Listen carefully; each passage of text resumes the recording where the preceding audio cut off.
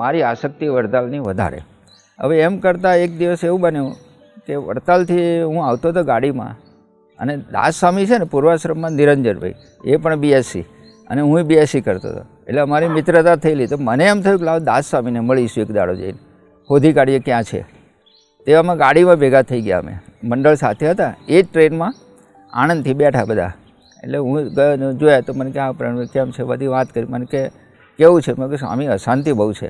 મને કે સોખડા આવજો ને શાંતિ થઈ જશે.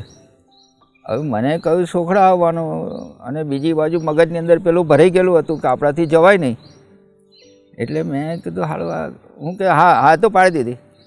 પછી થોડા દિવસ થયા, હું તો કંઈ સોખડા આવ્યો નહીં. પણ બીજા મારા એક મિત્ર હતા, એ સાંકરતા, એ વખતે દિવસે સમય હતો પૂનમનો, શરદ પૂનમનો. તો એ મને કે આપણે સાંકરતા જઈએ. મેં કહ્યું સાંકરતા ના જવાય આપણાથી. કારણ કે ના જવાય. એટલે એવી રીતે હું તો સાંકરતા આવ્યો. તો સાંકરતા આવ્યો ત્યારે મને મનમાં સંકલ્પ ઉઠ્યો કે જો સ્વામીજીમાં યોગીજી મહારાજ છે અત્યારે, તો મને કંઈ અનુભવ કરાવે, તો મારું નામ દઈને બોલે, કંઈ વાત કરે, આટલા બધા. અને બહુ હરિભક્તો હતા બધા. જેવો મારો લાઈનમાં નંબર લાગ્યો એટલે તરત જ સ્વામીએ મારા હાથ પકડીને કીધું પ્રવીણભાઈ સોખડા આવજો. પહેલાં કીધું આવી ગયા? મેં કહ્યું હા સ્વામી. ત્યાં કે સોખડા આવજો. એટલે મેં કહ્યું હા સ્વામી. એટલે મને એમ થયું કે ના, અહીંયા આગળ ખરેખર યોગી મહારાજ છે, એવું સાધારણ અનુભવ થયો મને. આસોદવાળા બાપુ એ સત્સંગમાં આવ્યા પછી બાપુ ઉપર કેસ ચાલ્યો રાગદ્વેષીઓ. અમે રાતે ઓટલા પર હું સ્વામીને અમે બેઠા હતા, એટલે વાત આવી કે બાપુને તો આવી રીતે છે ને સ્વામી ગારો દે છે ને પોલીસવાળા આવ્યા છે ને આમ છે. એટલે સ્વામી મને કહે જસભાઈ આપણે છોડાઈ લાવો બાપુને. પછી હું વિચારમાં પડ્યો, હાલો આપણે કોઈ પહેચાન નહીં, કોઈ ઓળખાણ નહીં, અને છોડાવવાનો કેવી રીતે બાપુને? નાખે છોડાઈ લાવો, ચાલો જાઓ. કે હું તો આવ્યો. પછી તો પેલો એટલો બધો ગારો દે બાપુને, અને મારો ઉશ્કેરાટ વધતો જાય. પછી એના બરોબર ગારો દેતી ટાળો પડી ગયો. એટલે મૂકું સાહેબ કોઈ મર્યાદા હોય છે, મૂકું આ માણસ છે. મૂકું કપરમાં ચોલ્લો જો ને, મારા બેટા કે ટીલમાં આવી ગયા, ભેગા થયા, આવી ગયા ઠીલમાં છોડાવવા કે પક્ષ લેવા. હું કોઈ સાહેબ એ ના બોલશો, આગળ વધારે બોલવામાં મજા નહીં. તાકે તારા સ્વામીના જેવા તો કેટલાય મારા પક્તરે આવી ગયા, મારો બેટો કહે. એટલે પછી તો સ્વામી મારી જાર ગઈ. મૂકવાનો ઉચકીને હું બેઠો ક્યાં કેવું, પણ પાછા સ્વામી યાદ આવી જાય, એ પાછું પ્રેશર કરે. એટલે બધું આમ કરતો કરતો જમ્યું. પછી ધીરે રહીને સ્વામીએ મારામાં પ્રવેશ કરી હું કયો જવાબ આપ્યો ને એ મને ખબર નહીં તો. હા, પછી ધીરે રહીને વાત કરતો કરતો કર્યું. મૂકું સાહેબ તમે જે સાધુ જોયા છે ને તત ધરતી ઉપર, આ સાધુ કોક જુદી માટી છે. મૂકું એટલે એવો ઢીલો પડીને વાપરવા મળ્યો. કેવું આટલો બધો તને ગર્વ છે? હા, આ સાધુ હરિપ્રસાદ ને મૂકું તમે સાહેબ આવીને એને 4 ધોલ મારો 50 માણસની વચ્ચે, અને જો એનું મોઢું કરમેલું દેખાય ને તો સમજી લેજો કે મારો સાધુ નહીં હાચો. છતાંય તમારી જોડે હસીને પ્રેમ કરે હસતો જ રહે, તો એ સાધુ હાચો ને થાકે હાચો. મને આટલો બધો ગર્વ છે. હું કહા તાર કઈ એક વાત સાંભળ, હું કાલે આવું છું પરીક્ષા કરવા મળે. હા તો કે પરીક્ષા જ કરવા આવું છે. મૂકો હા, કાલે આવીને પહેલી તો ગારો આપીશ કે, અને પછી 2 તમાચો ચડાવી દઈશ કે, અને જો મોડું નહીં કરમાય તું કેમ હસતું રહેશે તો હું મને પહેલા નંબરને આરોપીથી કાઢી નાખીશ. કબૂલ? હા કબૂલ. મને 4 વાગે આવીશ કાલે કમ્પ્લેટ. હું તો મંદિરમાં જ હતો, બહાર ગયો એટલે આવ્યો. એટલે મને બેટો ઉતર્યો ને બાઇક ઉપરથી, હવે તારા ગુરુને જો હું કોઈ હેડ ને તું મેં એકવાર પછી વાત. તો દરવાજે બેઠો છો ને મેં કઈ આવ્યો છું જે આવ્યો આવીને એને નીતિ પ્રમાણે ઠાકોરજીને પગે લાગ્યો. સ્વામીજી બહાર બેઠા હતા. પછી તો સ્વામીને પગે લાગ્યો. જાય કઈ હાડો આપણે રૂમમાં બેસીએ સ્વામી કે. પછી એને વાત કરી કે સ્વામી મારે એવો અર્જન્ટ કેસ છે કે છે સિરિયસ કેસ એવો છે કે મારે ખાલી 5 જ મિનિટ માટે જ મળીશ, હું જતો રહીશ. કે કશો તો નહીં સાહેબ હેડો. અને રૂમમાં જે ગોષ્ઠી કરીને પોણો કલાક બેસી રાખ્યો. કેટલા? પોણો કલાક. અને સ્વામી પેલો સ્વામી વાતો કરે ઉલ્લે, હું એનો દર્શન કર્યા કરું.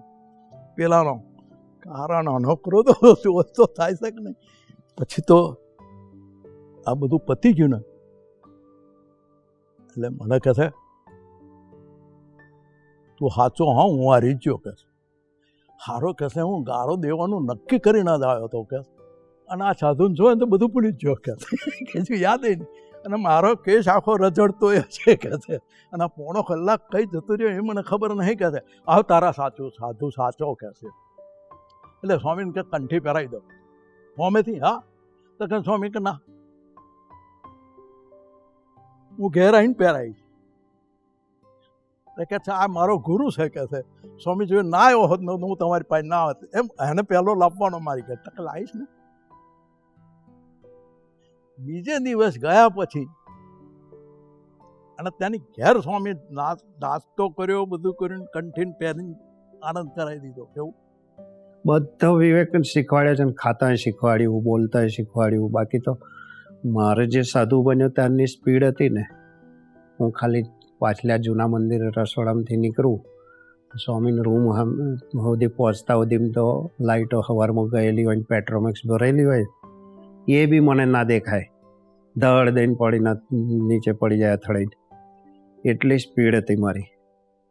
તો સ્વામી બી મારી કસોટી કરે. આવા કંઈ દિવસો આવે સારા, બાપાનો પ્રાગટ્ય દિન હોય, કંઈ બીજા સારા દિવસો આવે ત્યારે અમે ચંદનથી નવડાવવાનું પ્લાનિંગ કરતા હોઈએ. તો હું છે ને વાટકો લઈને જે દોડું તો કાકાવાળી બાથરૂમમાં પહોંચી જાઉં તો સ્વામી તો ડોલ માથે રેડીને એમની રૂમમાં આવીને કોપીને પહેરવા મળ્યા હોય. આવું મારી જોડે રહીને સ્વામી ક્રોસ થાય તો બી ના દેખાય. આવી સ્પીડ હતી ઉતાવળું પ્રકૃતિ. અને એનો મને અત્યારે એટલો ઢીલો પાડ્યો કે આજ ખુરશી પર તમે મને અત્યારે કોણ કે બેસો તો કાલ સવાર સુધી હું લઘુ કરવાય ના ઊભો થઉં, ખાવા બી ના ઊભો થઉં, પાણી પીવાય ના ઊભો થઉં, બેસી શકું આટલો સ્થિર બનાવ્યો. એ એમનું ભગવાન. પણ મને જે પ્રકૃતિ આખી ચેન્જ કરી એ અશક્ય વસ્તુ હતી. આવી રીતનું સ્વામીએ સમાધાન આપ્યું છે. આટલા 47 વર્ષ કેમ ગયા ખબર નહીં પડી. સ્વામીજી આપણે વિવેકાનંદ સોસાયટીમાં સભા થાય, શનિવારે મને લાગે ન ભૂલતો હોઉં તો, તે વખત સ્વામીજી પોતે પધારેલા અને પોતે સભામાં ચાલુ પ્રવચન બોલ્યા કે ફાધર તમારા બાપુજીને કેન્સર થયું છે. મેં કહું હા સ્વામીજી. તો મને કહેતાય નથી. તમે કહો સ્વામીજી બાપુજીને તમારા માટે સહેજ પણ ભાવ નથી એટલે હું નથી કહ્યું તમને. કારણ કે ના કહે છે આ મને તમારે કહેવું જોઈએ. પછી કે તમારા બાપુજીને કેન્સરનું દર્દ મહારાજ લઈ લે જો આવશે. એટલે મને પોતાને થોડુંક લાગણી ખરી ફાધર માટે, એટલે હું એ કર્યા કરું. પણ ફાધર માનતા નહોતા. પછી ખંડુભાઈના સસરા રમણભાઈ, એટલે એમને હું મળ્યો અને મેં એમને કહ્યું, મેં કીધું જુઓ ને યાર ફાધર તો આ રીતે એ કરે છે, કંઈ મારી વાત માનતા નથી, ડૉક્ટરે આવું કહ્યું છે, હવે મને થાય છે કે જો સ્વામીજી પાસે જાય ને આ રીતે એમને આ પીડામાંથી મુક્તિ મળે તો એ શું ખોટું છે. સાહેબ પોતે તરત બોલ્યા કે ચિંતા ના કરતા કે જસભાઈ હું એમને લઈ આવવાની જવાબદારી મારી. પછી સાહેબને ત્યાં સભા હતી રવિવારની 11 વાગે, સ્વામીજી પધારવાના હતા. એટલે મેં એમને કહ્યું, મેં કહું આ રીતે છું, આ રીતે છે. તારે રમણભાઈ કહે છે તમે ચિંતા ના કરતો, હું મામાને લઈ આવીશ કે આપણે સાથે જઈશું. પછી પોતે ત્યાં સભામાં જેવા આવ્યા સ્વામીજી પોતે હાજર હતા અને 2 મિનિટની અંદર સ્વામીજીએ વાત કરી એની અંદર પોતે એકદમ હળવાશ થઈ ગયો હોય એવા દર્શન એમના મુખારવિંદ પરથી થયા. એ સ્વામીજીએ પહેલું કર્યું એમને. પછી ચાલુ સભા પૂરી થયા પછી સ્વામીજી પોતે બોલ્યા કે હવે તો આપણે પરિચય થયો એટલે તમારે સુખડા મંદિરે ખીચડી ખાવા આવવું પડે. તો કે આવી સ્વામીજી કે પછી હું પોતે બી હાજર હતો ત્યાં જવામાં. હું એન્ટી પટેલ સાહેબ, પછી મારા ફાધર અને મને લાગે પનુભાઈ હશે, અમે લોકો ત્યાં મંદિરે આવ્યા. તમે બેઠેલા હતા પણ સ્વામીજીએ 1.25 કલાક સુધી ગોષ્ઠી કરી. પછી એ આખું અમે ઘેર આવ્યા પણ મારા ફાધર ખૂબ ખુશ થયા. પછી થોડા સમયની અંદર ઘનશ્યામભાઈને ત્યાં સ્વામીજી પધારેલા હતા. તો મોટાભાઈ અને મારા ફાધર બંને જણે વર્તમાન ધરાયા ત્યાં. સ્વામીજીએ પૂછ્યું કે આ તમે રેસ કેવું લીધેલું છે કેન્સરને ટ્રીટમેન્ટ માટે? તારે કહ્યું હા. તો કે હવે ના લીધો તો વધારે સારું રહે, પણ ભલે કહે છે જે થયું તે. કુરુક્ષેત્ર સુધી એમને મોકલેલા. હવે આ તે વખતે નવા બહુ ભાન નહીં એટલે હું જૂના મંદિરે હું જાય અને સ્વામીજી મેં કહ્યું સ્વામીજી મટાડવાનું તમે છે, તમારે મટાડવાનું છે. પછી મેં કહ્યું આ તો ભાઈ ચાણી શું કા કર્યા કરો? તમે આશીર્વાદ આપી દો ને તો મટી જાય. જો હું સલાહ કરો એ તો સ્વામીજી મને કશી જ જાણપણું ના આવ્યું. પોતે આમ જારી પર હાથ મૂકીને પોતે ઊભા રહ્યા હતા અને ઊભા મને પોતે કહેતા હતા કે જુઓ, એક પહેલી વસ્તુ યાદ રાખો કે ભગવાન ક્યારે માથે કશું લેતા નથી, નિમિત્ત બનાવે. એ વાત કરી. પછી બીજી વાત કરી કે ફાધરને હજુ એવું છે કે મને દવાથી મળશે, એટલે જ્યાં લગીને પૂરેપૂરો વિશ્વાસ ન આવે ત્યાં લગીને ભગવાન કેસ હાથમાં લેતા નથી. આ વાત કરી. ચોથા નંબરના ભાઈ છે ભરતભાઈ, એમનું નામ ભૈલાલભાઈ. એ ફાધરને ખૂબ વાલો પાત્ર. અમે 5-6 ભાઈમાં બધા જ કરતા સૌથી વધારે વાલા એ. તો ફાધર આમ ભાઈ BSc થયા પછી MSc જોઈન કરવા માટે અમેરિકા સ્ટુડન્ટ વિઝા પર ગયેલા. હવે ગયા તો ખરા પણ એમને ગ્રીન કાર્ડને લીધે થોડો સમય વધારે થયો એટલે પેલું લંબાયા કરતા હતા ભણવાનું.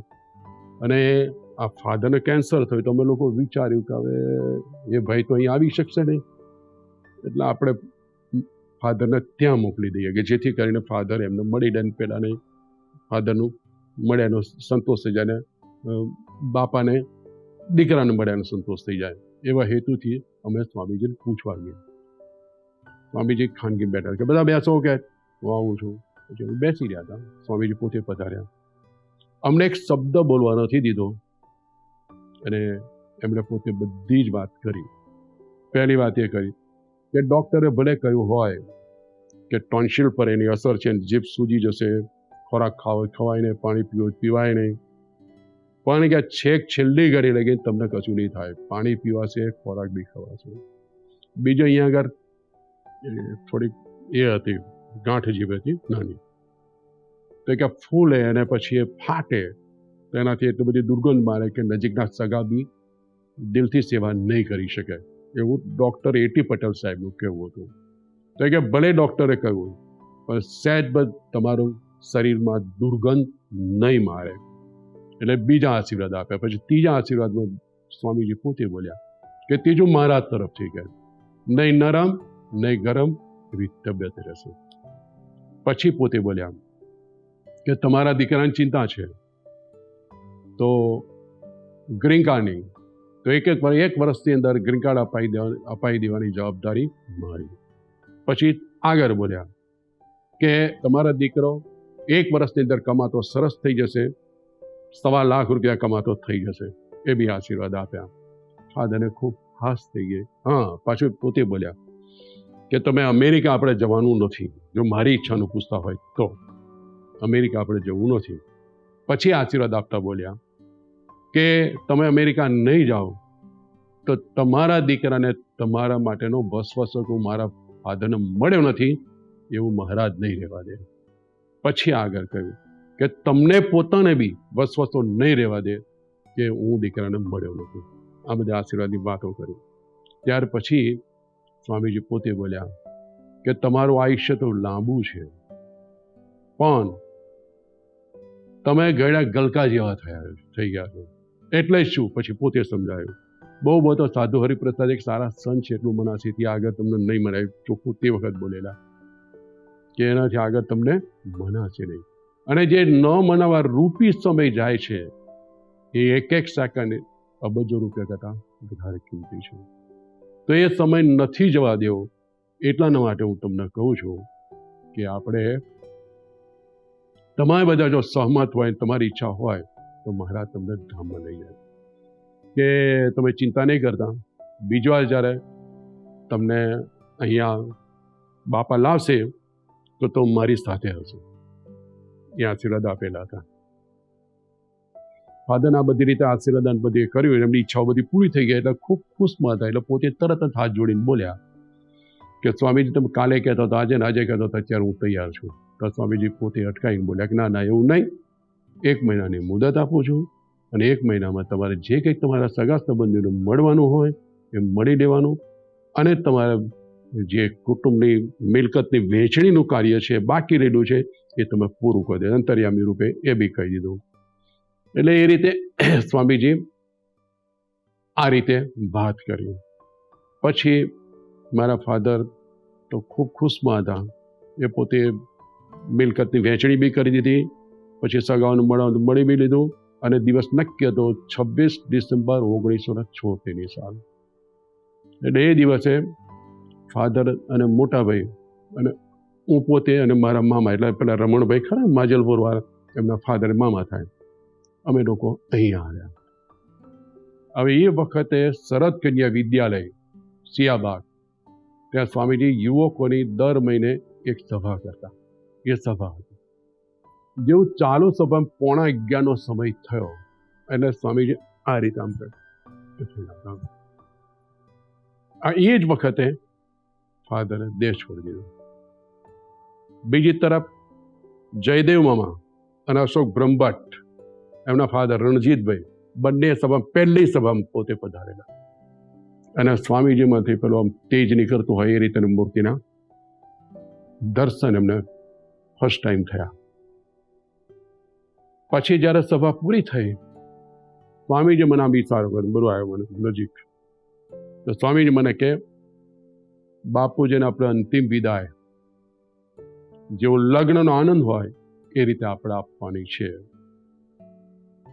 મેં કહ્યું ભલે બાપા, બળ આપજો, એવું કહ્યું. હોય પછી અમે લોકો અંતિમ વિધિ માટે ત્યાં. પછી આ બધું પત્યા પછી થોડા સમય પછી, થોડા દિવસ પછી સ્વામીજી પધાર્યા પીસાઈ. તો પીસાઈ પધાર્યા તો ઉપર જે નીચે પડસાનો જે ભાગ છે એવો ને એવો ઉપર છે. તો ત્યાં આગળ મારા ફાધર અને મધર એમને બંનેની ફોટોગ્રાફ છે.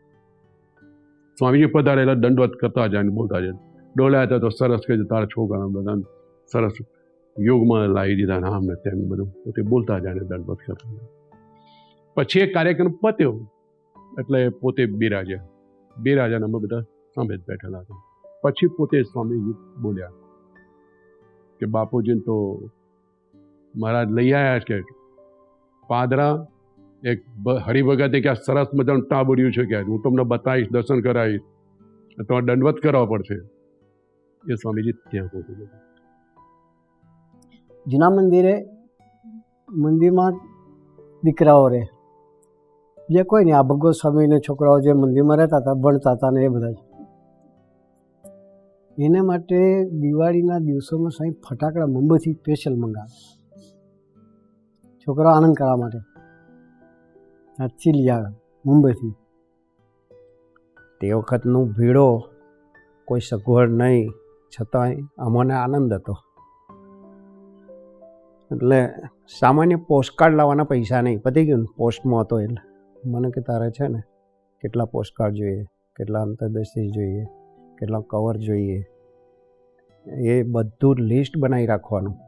અને મને મુંબઈ જાઉં તારે છે ને જયંતિભાઈ, બળિયાના મોટા ભાઈ, એ હોય, કોઈ બીજા 2-4 જણના નામ દીધા. ત્યારે મને આ લિસ્ટ તારે બતાવી દેવાનું, એટલે હું એ લોકોને કહી દઈશ.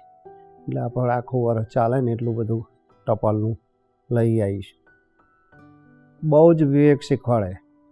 જૂના મંદિર કોઈ એવી વ્યવસ્થા નથી, તો જેટલી પધરામણીઓ ફરીએ, જે ગામો ફરીએ, જ્યાં પધરામણી ફરીએ ત્યાં જે પ્રસાદ હોય, ભલે ઠાકોરજી એમને ઉચક્યા હોય, તો મને એક થેલી લઈને હાથે રહેવાનું જ હોય કે એમાં એ સાકર કે ખાંડ કે જે કોઈ સિંગદાણા કે જે હોય એ બધું અડધો ઉપરાંતનું પોણા ભાગનું કાઢી લેવાનું.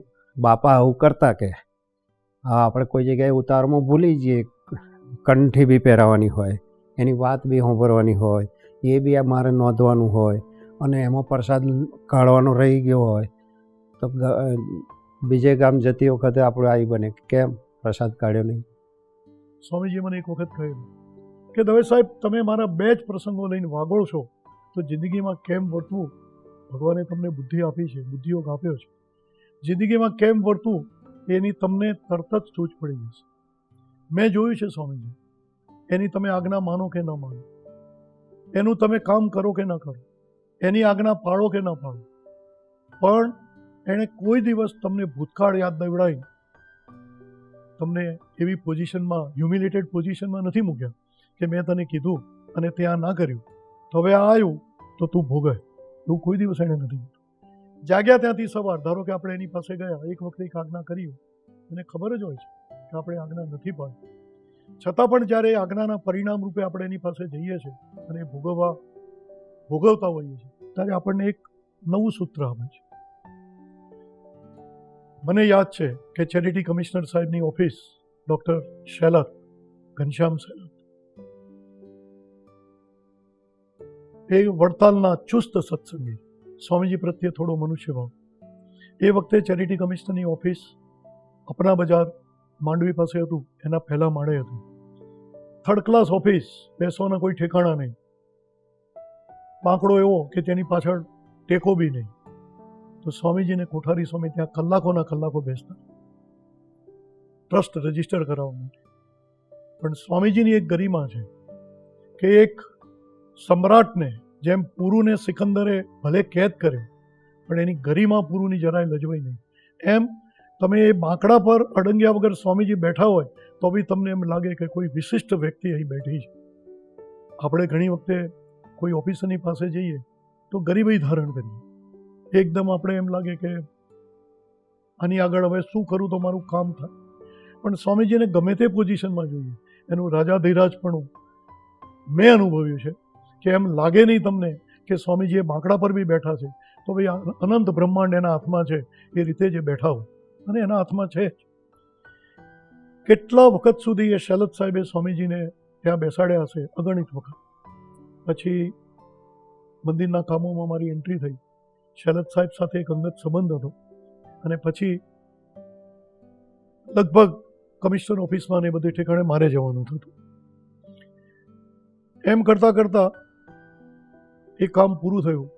શેલત સાહેબ અમેરિકા એમને કંઈ જવાનું થયું, અને સ્વામીજી પાસે મને એમણે કહ્યું કે તમારો સત્સંગ સરસ વિકાસ પામેલો છે અમેરિકામાં, હું અમેરિકામાં નવી ધરતી પર જઉં છું, તો મને સ્વામીજી તરફથી કંઈ રેકમેન્ડેશન લેટર કે ભલામણ કે એવું કંઈ કરી આપો કે જેથી મને અમેરિકામાં સેટલ થવામાં તકલીફ ન પડે.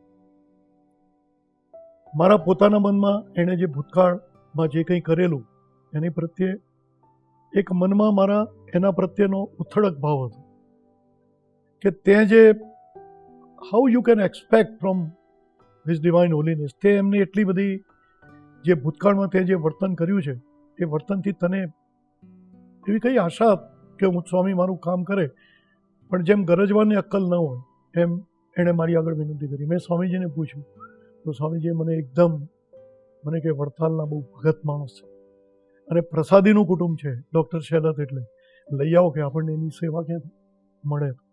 હું એને લાવ્યો સ્વામીજી પાસે.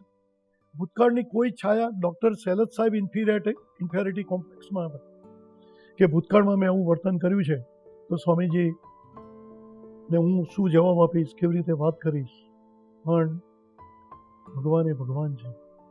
એમણે એવી રીતનું વર્તન કર્યું કે પહેલાંના મનમાં એક સેકન્ડ માટે ઓન ધ કોન્ટ્રરી જે કોમ્પ્લેક્સ લઈને મનમાં આવ્યો હતો એ કોમ્પ્લેક્સ ક્યારે એના મનમાંથી નીકળી ગયો અને સહજ અવસ્થામાં થઈ ગયો એની એને પણ ખબર પડી. ભગવાન ભગવાન ખરેખર.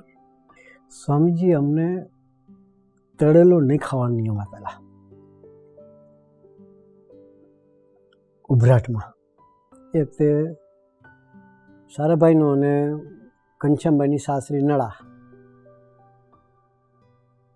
એ ગામમાં સ્વામીજીનો પ્રોગ્રામ, એમને ઘેરે સ્વામીજીનો પ્રોગ્રામ અને થાળ ત્યાં હતો, ગામમાં સભા હતી ને ઉભરાટમાં નવો નિયમ આપેલો કે આપણે તળેલું નહીં ખાવું. અને અમે કોઈ બી જગ્યાએ થાળનું પૂછે ને અમે કહીએ કે મસાલાવાળી પૂરી બનાવજો, કે સ્વામીજીની મસાલાવાળી પૂરી ફાવે, એકાદી સ્વામી ચાખે લે ગ્રહણ કરે. એટલે તે દિવસે અમે બનાવડાવી મસાલાવાળી પૂરી.